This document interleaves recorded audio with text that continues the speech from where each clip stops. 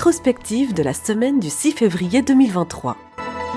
Les Marocains devront connaître un soulagement dans les prochaines semaines car le prix des produits alimentaires devront baisser progressivement, c'est ce qu'a assuré le chef du gouvernement Aziz Akhannouch. Il a déclaré à l'ouverture du Conseil du gouvernement qu'il tient à rassurer la population concernant le prix des légumes, surtout celui des tomates, des oignons et des pommes de terre. Même chose pour le prix des viandes rouges, qui vont baisser notamment grâce à la suspension de la TVA à l'importation et des droits d'importation des bovins domestiques. Cela permettra aux professionnels d'importer environ 30 000 têtes avant l'arrivée du mois du Ramadan, selon le chef du gouvernement. À la veille du Ramadan, il est important de préserver le pouvoir d'achat des Marocains. C'est pourquoi M. Aziz Akhannouch a également insisté sur la surveillance des prix du marché. Par conséquent, une commission interministérielle de haut niveau a été activée après une réunion tenue au ministère de l'Intérieur à Rabat ce jeudi. Elle sera entre autres chargée du suivi de l'état d'approvisionnement des marchés nationaux et des prix des denrées de base, et ce jusqu'à la fin du mois sacré, dans le but de maintenir la stabilité des prix, d'assurer un approvisionnement régulier des marchés et lutter contre les pratiques illégales. Réévaluer les relations du Maroc avec le Parlement européen, c'est la mission de la nouvelle commission thématique ad hoc créée cette semaine à Rabat. Selon un communiqué officiel, elle est composée de représentants des deux chambres du Parlement. Dans le même contexte, il a été décidé qu'une importante rencontre d'études et d'informations sera tenue autour des attaques et allégations mensongères formulées par certaines parties au sein du Parlement européen à l'encontre du Royaume, selon le communiqué. Relance du débat sur le projet du code pénal par le ministre de la Justice Abdellatif Wahbi. Il a invité les juristes pour échanger sur le projet de code pénal avant de le présenter au Parlement lors de sa prochaine session, c'est ce qu'a rapporté le site arabophone Express. Pour rappel, le ministre avait indiqué que le projet de code pénal a atteint sa phase finale et couvrira de nouveaux crimes. Il comprend plusieurs garanties en faveur de l'enfant et de la femme, en plus de prévoir plusieurs peines alternatives, dont le bracelet électronique et le travail d'intérêt général. Monsieur Wahbi a également expliqué que ce texte de loi a été élaboré par plusieurs intervenants, conformément aux dispositions constitutionnelles et institutionnelles, et il a souligné que sa mission est de mener les négociations pour aboutir à des jurisprudences et des solutions consensuelles. Le document délivré par l'administration des douanes et impôts indirects pour la circulation de véhicules sur le territoire marocain sous le régime de l'admission temporaire a été remplacé par un nouveau modèle qui porte la mention sur la conformité du traitement des données collectées.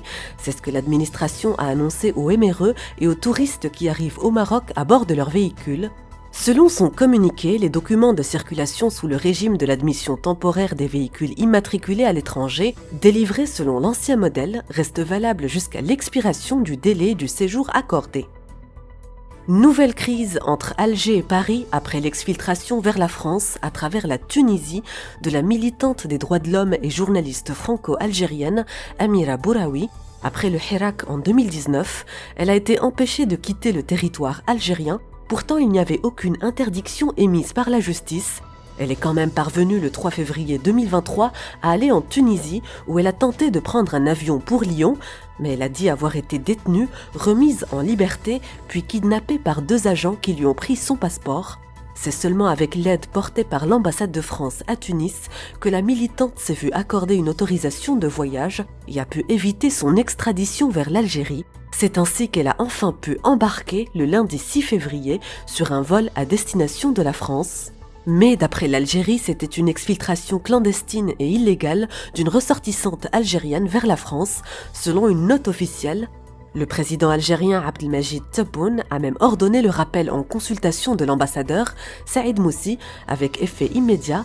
Cette affaire risque de fragiliser davantage les relations entre Alger et Paris et de préoccuper encore plus la communauté internationale et les ONG de défense des droits de l'homme.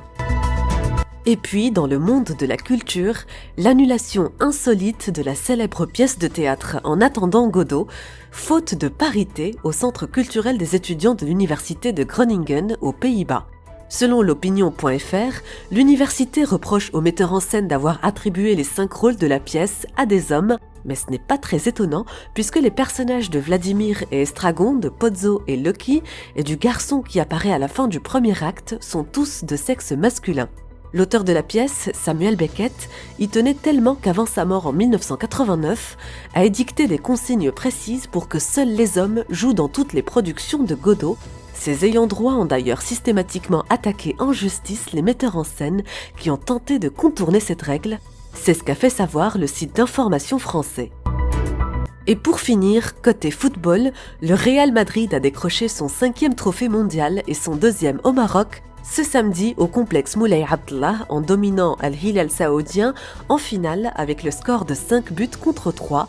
9 ans après son tout premier titre en Coupe du Monde des clubs FIFA, c'était en 2014 à Marrakech, le champion d'Europe a cartonné sur le stade devant plus de 48 000 supporters marocains. C'était le récap d'Article 19 pour la semaine du 6 février 2023. Rendez-vous la semaine prochaine.